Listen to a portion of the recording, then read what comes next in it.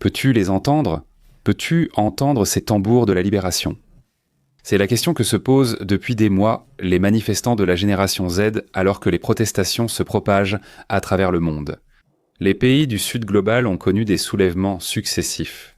Dans des pays comme le Népal ou Madagascar, ils ont même renversé des gouvernements. Ces manifestations sont devenues un fait marquant de l'année. Bien qu'ils soient séparés par des milliers de kilomètres, ils partagent souvent le même acide désoxyribonucléique reflétant des griefs communs et une expérience de jeunesse partagée. Un phénomène que l'on pourrait même appeler le printemps de la génération Z. D'abord et surtout, la majorité jeune de la population dans ces pays se sent trahie par ces gouvernements. Au Kenya, au Népal et au Maroc, la jeunesse affronte corruption, stagnation économique, chômage et des dirigeants préférant le statu quo à l'écoute des besoins du peuple. La promesse de la démocratie sonne creux pour une génération qui a grandi sous l'ombre de scandales de corruption sans fin. Ils ont vu les dirigeants s'enrichir, ainsi que leurs familles, tandis que les services sociaux s'effondrent et que les gens ordinaires peinent à trouver des opportunités. Deuxièmement, il y a Internet.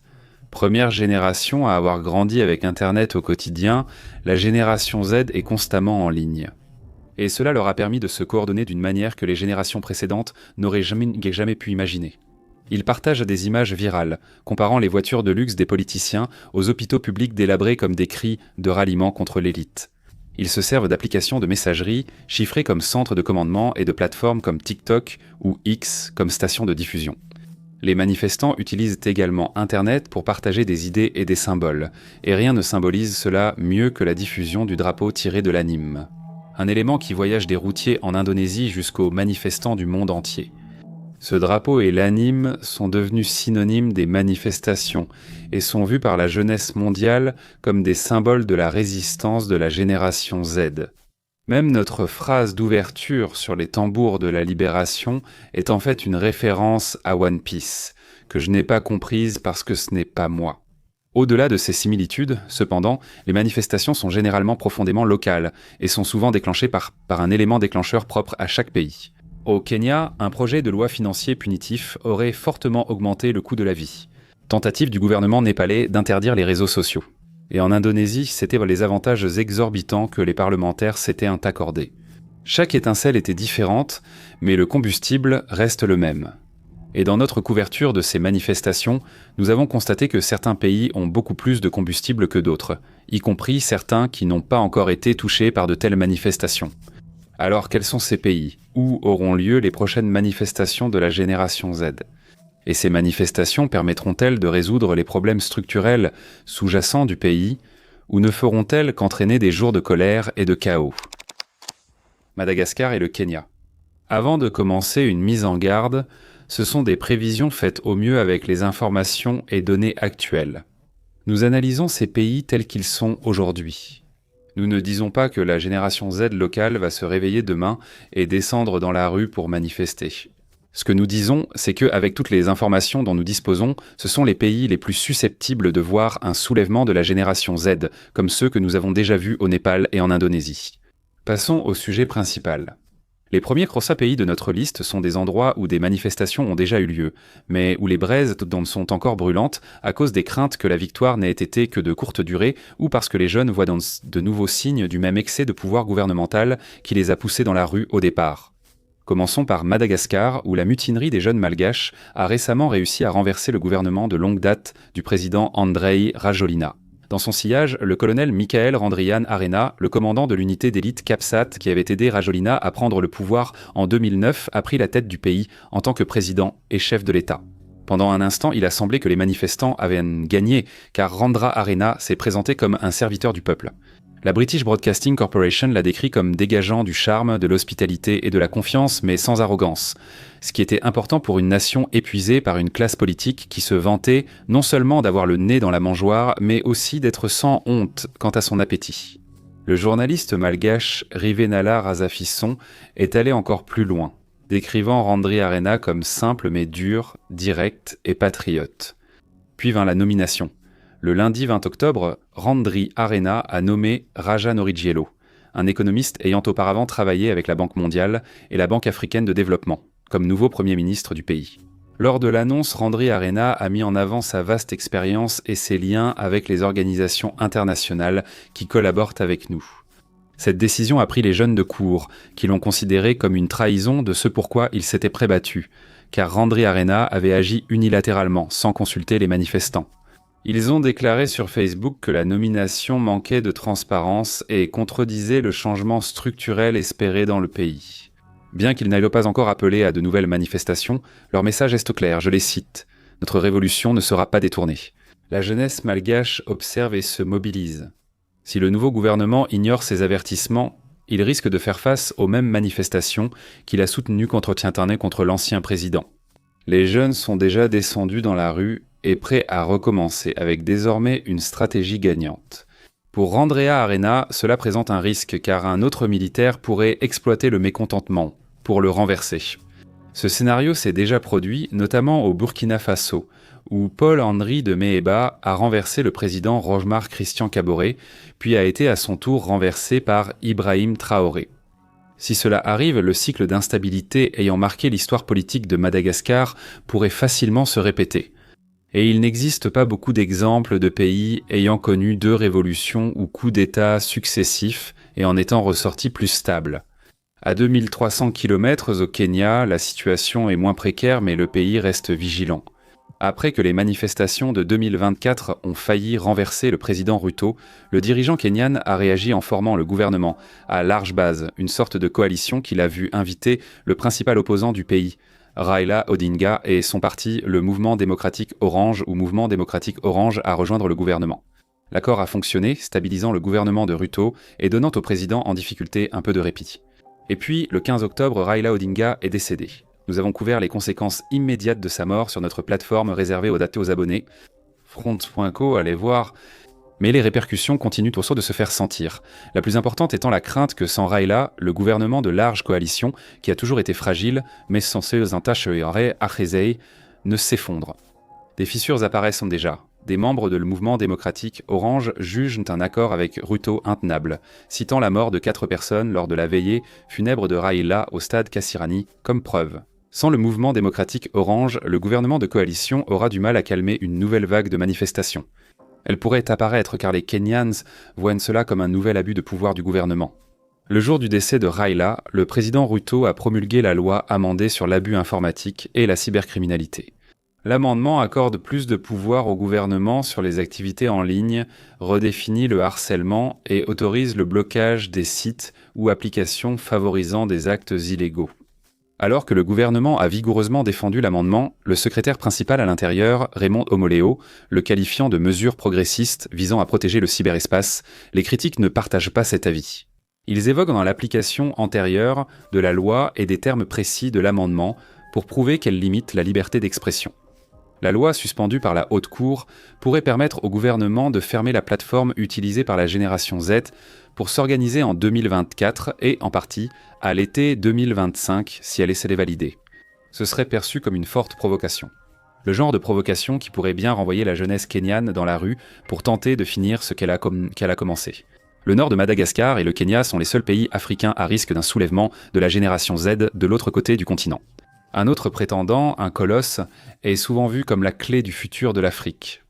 Nous parlons bien sûr du Nigeria.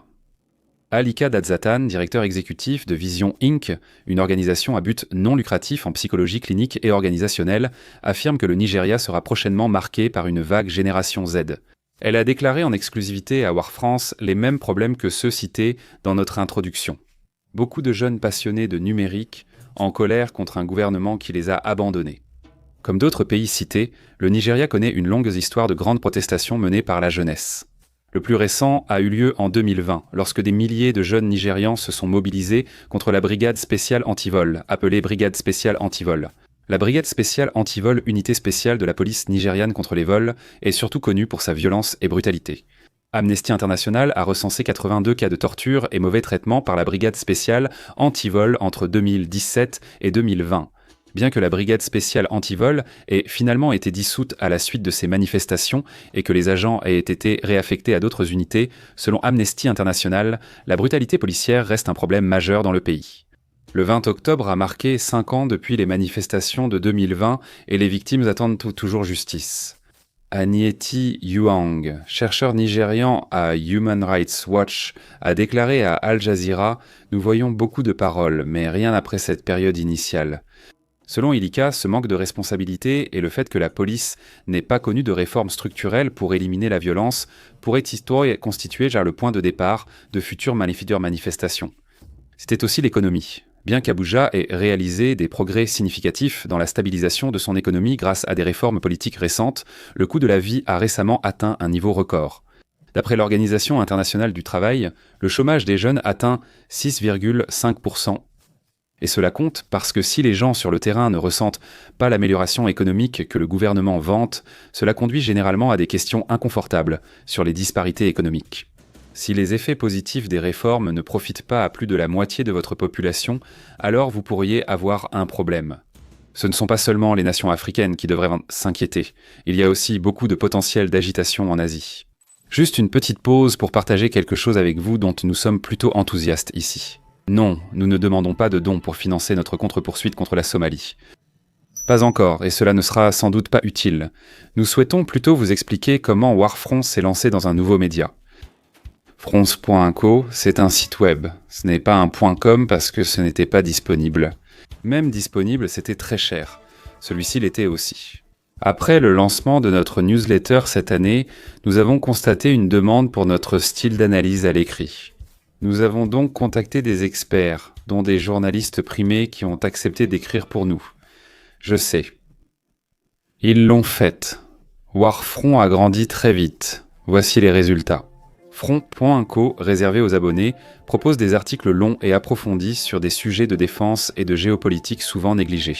Les mécanismes internes de l'évasion des sanctions par la Russie, comment les mathématiques peuvent faire de vous un meilleur combattant. Oui, vraiment. Et si vous voulez une analyse sérieuse pour des temps dangereux, Fronts.co, ce site, est l'endroit où il faut être. Ce sera aussi un espace pour des vidéos exclusives. 2 fois par semaine, nous publierons des épisodes bonus de Warfront, où nous évaluons qui, de la Pologne ou de la Russie, l'emporterait. Une guerre mondiale peut éclater demain. Tout cela pour 5$ par mois ou 50 par an, c'est front.co, pas .com. Et rien ne change sur Warfront. Tout le contenu que vous aimez reste ici comme toujours. Ce n'est que du contenu supplémentaire. Et maintenant, retour à la vidéo d'aujourd'hui. Inde. Dans notre conversation, Alika a également mentionné l'Inde comme une victime possible du printemps de la génération Z, et ce, pour de bonnes raisons. L'Inde compte plus de 370 millions de personnes de la génération Z, l'une des plus grandes populations mondiales. C'est plus que la population totale des États-Unis, et l'Inde souffre des mêmes problèmes structurels que les autres pays que nous avons inclus dans la vidéo d'aujourd'hui. L'Inde, principale économie à forte croissance, devrait le rester, mais le chômage des jeunes atteint 14,6%, presque 3 fois le taux moyen de 5,1%. Cela signifie que parmi toutes les personnes actuellement au chômage en Inde, une part importante est composée de jeunes de la génération Z. Selon une enquête menée avant les dernières élections en Inde, 62% des sondés estiment qu'il est plus difficile de trouver un emploi qu'il y a 5 ans.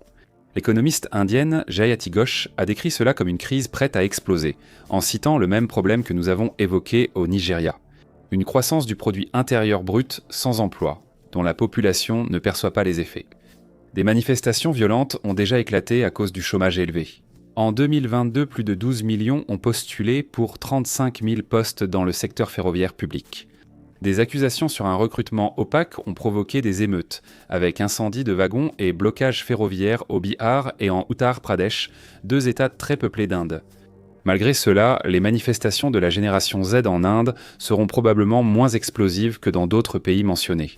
L'une des raisons est large que la génération Z en Inde est fragmentée, et jusqu'à présent, il n'y a pas eu d'incident unificateur capable de canaliser leur frustration.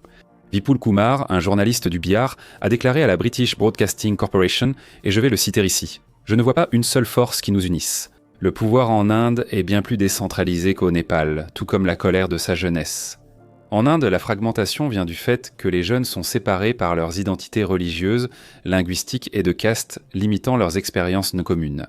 Sidhanshu Karchik, président directeur général du Centre pour la politique de la jeunesse, l'a dit ainsi. « Un soulèvement de la génération Z en Inde viendrait-il des Dalits, des urbains ou des Tamouls ?